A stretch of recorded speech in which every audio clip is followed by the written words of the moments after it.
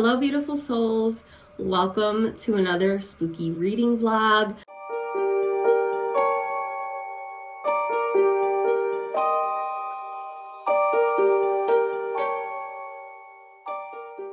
I'm so excited that you're here. This week, we're diving into Practical Magic by Alice Hoffman. We know her, we love her. I'm so excited to dive into it. Grab a spooky drink. This was featured in my last reading vlog that my best friend got me, but we're gonna show her off again because she is so cute. It says Tonight We Fly, and it's the Sanderson sisters. And how amazing for two of the most known witchy sister clans to be together in this one vlog. So the book is opening up with Sally and Jillian going and having to live with their aunts, how we see in the movie, and they're young, they're growing up learning magic, and they're growing up seeing women coming to their aunt's house to have things performed, and mainly the main things that they perform are some type of love spell. They see these women just crazy enamored with the men that they're trying to be with, and the aunts are performing these spells for these women so that way they can, gain the love that they're looking for. But, this woman comes and she's like, he needs to leave his wife, period. I need to have him and that's it. Aunts are like, be careful what you wish for, but we'll give it to you. So every time the aunts do some type of magical practice for these women, they'll send the girls upstairs, but through a back staircase into the kitchen, the girls will listen and they'll watch what's going on. And they learn a lot of their spells through that. In this particular case, they see what happens to the dove and they both say, we never want to fall in love. And as you know in the movie, and the same thing in the book, Jillian is out and about. Jillian is about it. She is out there doing her thing. Okay? She's out there with every Joe, Mo, and Larry just living her best little witchy seductress life. And we love that for her. And Sally is, just like in the movie, the outcast who stayed behind, and she does fall in love with a gentleman, and the Death Watch Beetle part does happen. Her husband does die. She actually doesn't speak for a whole year, and Jillian calls her every Tuesday, and she's like, you got to get yourself together. You have two little girls. What can I do to get you out of this grief? And she's like, nothing. And she winds up moving, I think, to New York. And she's living her best life where people don't think she's weird. Really sad that Sally was suppressing that and she didn't want to partake in her magic and in her lineage within that based off of what it was that she went through and experienced. And here comes Jillian knocking at the door, bringing a dead guy in her car. And she's like, Sally, I need your help, girl. And I haven't seen you in 7 years, but I need your help. This guy's dead. Killed him with belladonna. In the movie, you know that it's belladonna that she's been using on Jimmy. But in the book, they call it nightshade, and that's not wrong. Belladonna and nightshade are the same. Love that part. I have a belladonna plant tattooed on my shin, and I love belladonna. I think it's an incredible plant. It's a poisonous plant. Please, as a disclaimer, don't go around touching belladonna. Don't do it. Educate yourself before you touch anything poisonous, ingest anything poisonous. Make sure that you're with someone who knows about what it is before you even go forth with it. And so that really sets up our story. I really feel like the main story begins when Jillian gets there and she's like, Jimmy is dead. Sally's two girls, one's name is Antonia and her youngest is Kylie, just like in the movie. Antonia she's more seductress in terms of how Jillian is. Boy crazy, wanting to be sexy, wearing all black, doing all that. And Kylie is very awkward. The number 13 is such a significant number. And so when Kylie turns 13, he starts coming into her powers. And there's no way to suppress it. There's nothing that Sally can do that's gonna suppress her daughter's magic coming in and coming into full abundance. And so Kylie, I think, is clairvoyant, and she is able to see Jimmy. Who is this guy? That's where I'm at in the book. I'm gonna vlog this week reading it. It's a very short read in terms of the audiobook. I think the book itself is only, let me see. The book itself is only 299 pages. So it looks a little chunky, but honestly it's not a very long read. I think the audiobook was 4.5 hours, I'm pretty sure. I'm really excited about it though. I'm really excited about reading it. I really like that I paired it with the audiobook. It's really keeping me interested and adding a lot of different emotional element to the situations that the sisters are going through, that everyone is going through. So I'm excited to read more of it and finish it and see how that's going, see what's up with it. I'll take you along for the ride this week. I really hope that you enjoy the rest of this vlog, and we're just going and flowing, you know. Good soup. Hello vlog, welcome back. I just got home from work. Excuse the craziness. I'm in my bata. Hair is crazy, it's greasy, gotta wash it, but whatever.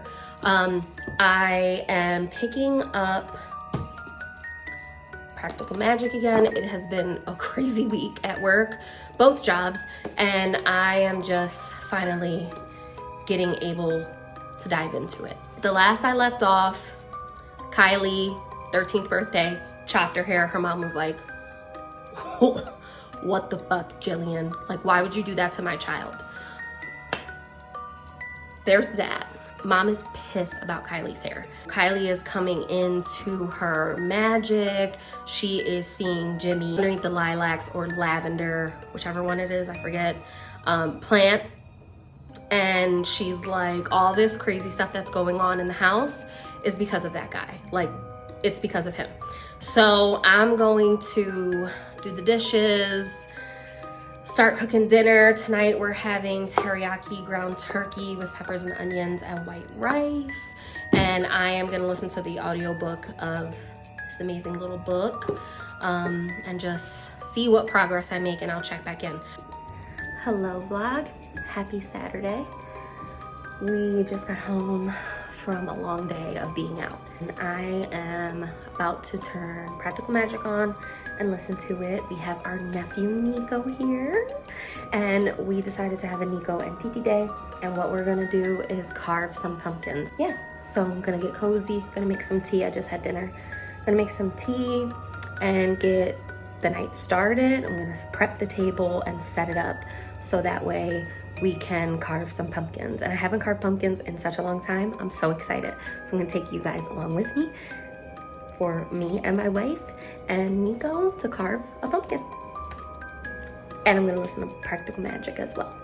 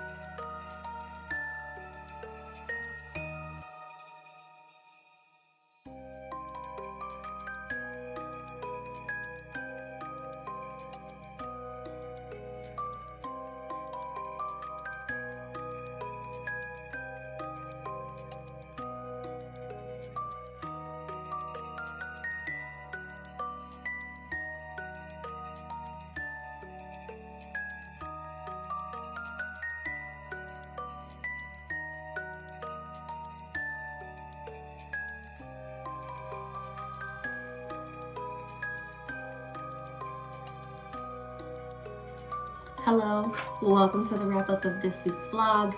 This week, as you've seen in the title of the video, we read Practical Magic, gave it a second shot. So cute, so cozy. There was a lot of elements in the book that I connected with this time that I didn't the first time that I read it. It was very difficult to get through, and I kind of felt like I just didn't care really about the characters and their relationships with each other. And that's the whole point of this book, is the Owens family, their lineage, the women in their lineage and what they go through. And I just felt like I really couldn't connect with it last year. This time around, I loved it. pairing it with the audiobook was such a great decision. It really allowed me to connect with it in a different way and really fully be able to engage in the story. I'm sure by now everyone has saw the movie, read the book, unless you're like me and didn't read it until recently. I grew up watching the movie and I was completely enamored with Nicole Kidman and Sandra Bullock. To this day, I mean, Sandra Bullock is like, so is Nicole Kidman. So the story follows the lineage of the Owens family, and the women in the Owens family are witches, and they pass that down through generation after generation. And in this book particular, we're following two of the Owens sisters, Sally and Jillian. And we follow them from when their parents died, and they had to move in with their elderly aunts. And the aunts are like super witchy. Loved the aunts. They were amazing. They were always meddling in things that they weren't supposed to. And they were a whole vibe. Their house was a whole vibe. They go and live with the aunts, and the aunts are teaching them magic, and they watch the aunts perform all these spells, and they vow to each other that they never want to fall in love. And of course, Jillian falls in love, and she's wild and crazy and young. She's falling in love all the time. All the boys are into her, and Sally is more like the outsider. And she finally, in her adulthood, after Jillian runs away and gets married multiple times, she meets a man, has her 2 kids, and the Death Watch beetle comes and he dies. And it's due to this curse. Now, what I will say is that they don't really go into the curse as much as they do in the movie. It's not as prevalent either in the book as it is in the movie. Drawing comparisons, the movie, it was just this very like visceral thing, and it was like, oh my God, the curse. And yeah, like you get like a glimpse of it. Like Sally's happy, they move, and she's with her kids, and she's with her husband, and she loves him. And then the Death Watch beetle comes and he dies. And she does go to the aunts, and she wants to bring him back, and they're like, we don't do that. And then it goes from there. She gets a broken heart. She moves back in with the aunts with her 2 daughters, and she tells them, like, do not teach my kids magic. I don't want them to know magic. I don't want them to know anything.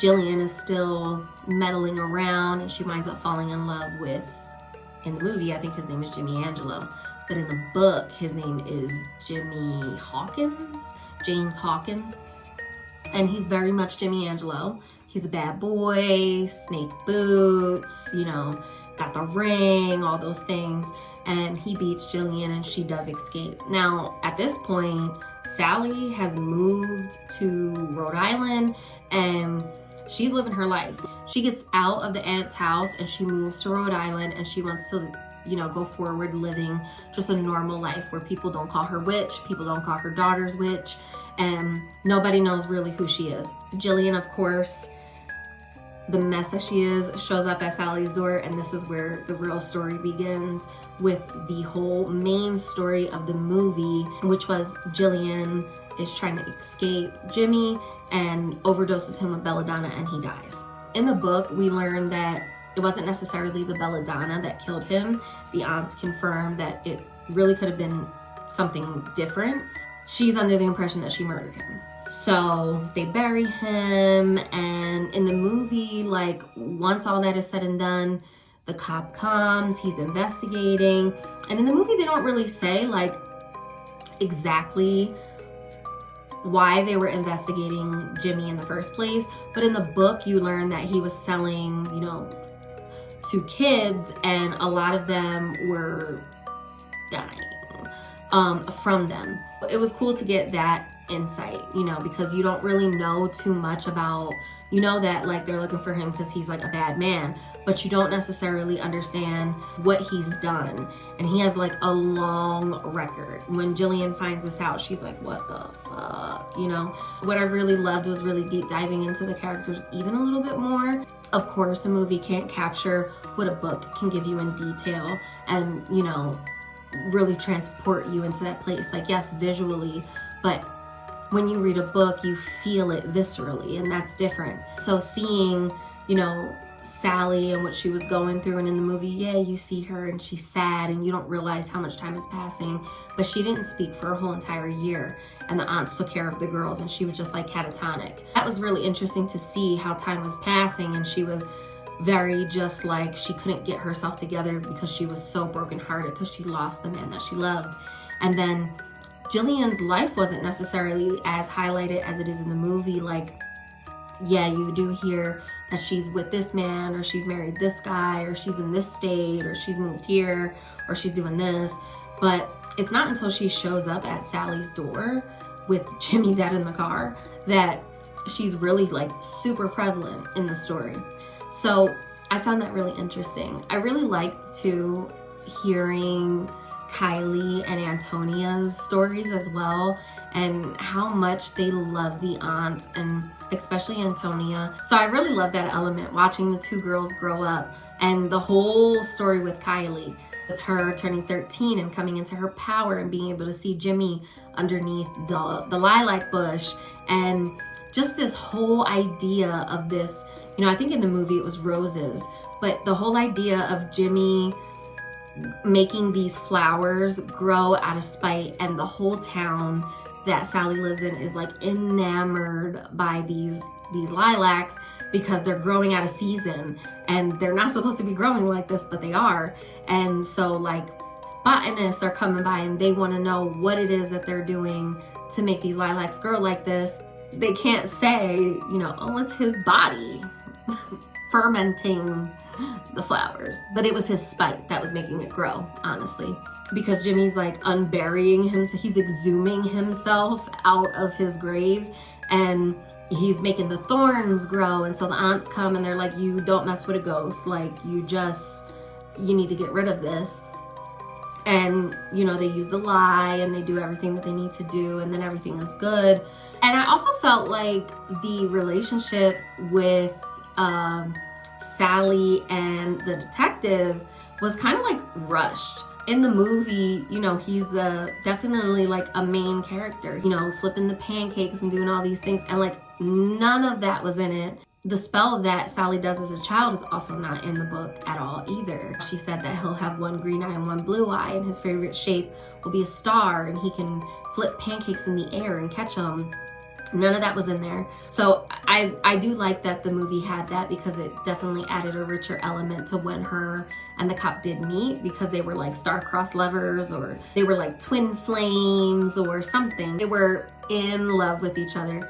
And from the moment that he got her letter so he could investigate, you know, Jimmy, he was obsessed. And they put in the book just how many times he's been rereading this letter and opening it and then folding it again and rereading it, and he was just so obsessed. And then when he finally meets Sally, he's like, oh my God, I'm gonna marry you. Like, which in the movie, you know, he is enamored by her when they first meet, but it's not until she goes to him and tells him everything, which in the book she does. She goes to him and tells him everything at his hotel and all that, you know.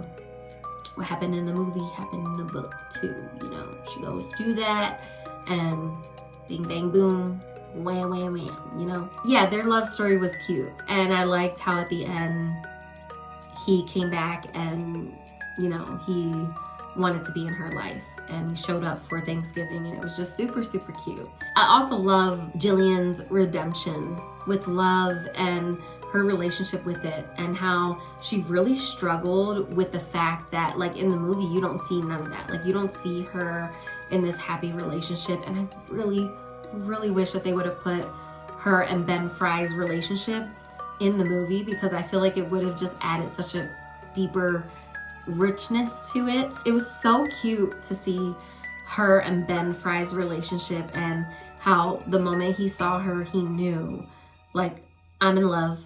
I want to marry that woman. Even my bunny loves her. Ben Fry's bunny was so cute. Just the description of him and his little attitude and how he was. I just loved it. It was a super cozy book. I really connected with it in a completely different way. And I'm so grateful that I gave it another chance. It actually is making me want to get the other ones. I think there's one called A Lesson in Magic, and then there's another one I'm thinking about getting those and just reading them like outside of the season or whenever I get to it. I heard that A Lesson in Magic is way better than Practical Magic. I think that one follows Maria Owens when she's growing up and like her life and what she's gone through. All in all, I will say I give this about a 4.5 out of 5 stars. Last year I gave it like a 2. But this year I feel like I just connected with it different. Connect to the characters and really like feel their relationships and their love for one another. The sassiness, there's so much sass in the book and I love that so much. I love it so much. It was just the cherry on top of like all the crazy things happening, coinciding with all the sweet things happening at the same time, because this book is very like sweet and salty. There's a lot of difficult things happening in the midst of really beautiful things happening, and it's just imperfect like any other family relationship is. But specifically, if you have a sister, you know just how imperfect relationships with sisters can be, especially if one is older and one is younger. Thank you so much for coming along with me this week to read Practical Magic. I had such a great time reading it, connecting with it in a different way than I did last year. I'm so grateful that I took the time and listened to my intuition to read it again, and I'm so even more grateful for pairing it with the audiobook. I hope you enjoyed the footage of us carving pumpkins and getting ready for the spooky season. So I hope you enjoyed this vlog. Thank you so much for being here. Thank you for listening to me rant. And whoever is watching this, I appreciate you so, so, so much. Thank you, thank you, thank you. And I'll see you in my next one.